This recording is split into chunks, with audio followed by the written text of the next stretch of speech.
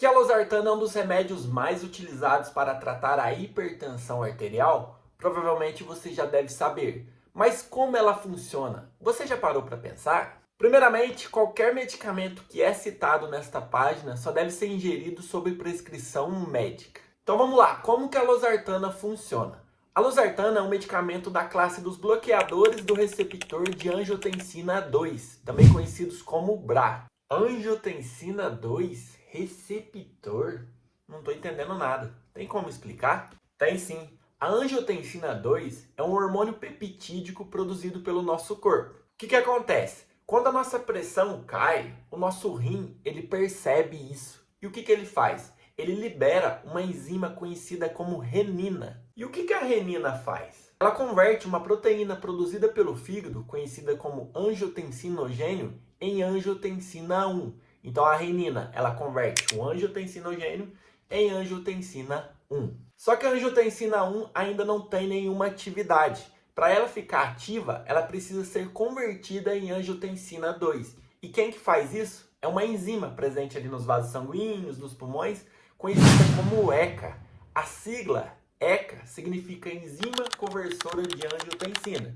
Então a ECA, ela converte a angiotensina 1 em angiotensina 2, agora sim na sua forma ativa. Portanto, a ECA fez a conversão de angiotensina 1 em angiotensina 2, que agora está ativada. E o que a angiotensina 2 faz? A angiotensina 2 tem várias funções, só que uma das principais é justamente aumentar a pressão arterial. E como que ela faz isso? Então imagine que este pincel seria o hormônio angiotensina 2, o hormônio peptídico que a gente acabou de formar. E esta tampa seria o receptor de angiotensina 2, também conhecido como receptor AT1. Então, para a angiotensina 2 exercer suas funções, ela precisa se ligar ao seu receptor. E assim, ela consegue provocar esse aumento na pressão arterial. Mas onde que estão localizados os receptores AT1? A gente tem receptores AT1 em várias regiões do nosso corpo, como por exemplo, lá nos nossos vasos sanguíneos, como a gente pode ver aqui na imagem. A gente tem receptores AT1 lá no nosso cérebro, mais especificamente uma região conhecida como hipotálamo. E a gente também tem receptores AT1 lá nos nossos rins, mais especificamente numa região conhecida como glândula suprarrenal, que é uma glândula que está acima dos rins. Então nela também tem receptores AT1. Então quando a angiotensina 2 é formada, o que vai acontecer? Ela vai ser liberada ali na corrente sanguínea e ela vai seguir pelo sangue.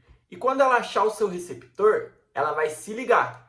E quando ela se ligar, esse receptor vai ser ativado. E o efeito provocado vai ser diferente dependendo do receptor que ela ativar. Por exemplo, se for um receptor do vaso sanguíneo, ela vai provocar vasoconstrição, ou seja, o diâmetro do vaso vai diminuir, provocando então um aumento na pressão arterial. Agora, se for um receptor no hipotálamo, o que vai acontecer? Quando a angiotensina 2 se ligar, ela vai provocar um aumento na sensação de sede, então a pessoa vai sentir mais sede e, consequentemente, ela vai beber mais água.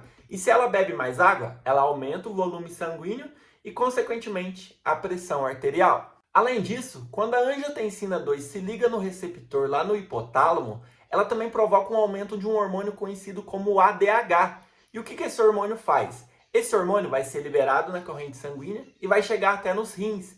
E lá nos rins, ele vai aumentar a reabsorção de água. Então, quando a angiotensina 2 se liga no hipotálamo, ela aumenta o ADH e, consequentemente, aumenta a reabsorção de água.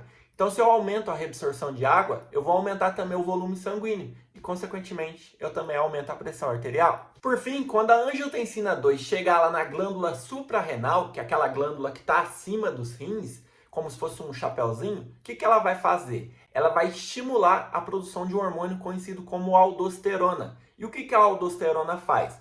A aldosterona, ela vai aumentar a reabsorção de água e de sódio e, consequentemente, isso também vai aumentar a pressão arterial. Então, se a gente for analisar, quando a angiotensina 2 se liga nos seus receptores, os efeitos provocados são diferentes, mas o objetivo final é o mesmo, que é aumentar a pressão arterial. Dessa forma, se eu tivesse algum medicamento capaz de bloquear esses receptores de angiotensina 2, eu não teria esses efeitos que eu falei anteriormente e, consequentemente, a pressão arterial ela cairia. E é justamente assim que a losartana funciona. Então imagine que a gente tem aqui um receptor AT1 e a pessoa tomou o medicamento, tomou a losartana. Então o que a losartana vai fazer? Ela vai bloquear o receptor AT1 e, consequentemente, a angiotensina 2 ela não vai conseguir se ligar ao seu receptor. Logo, eu não vou ter esses efeitos que eu falei anteriormente, como por exemplo, eu não vou ter a ligação lá então da angiotensina 2 no vaso sanguíneo, provocando vasoconstrição, então eu vou ter vasodilatação.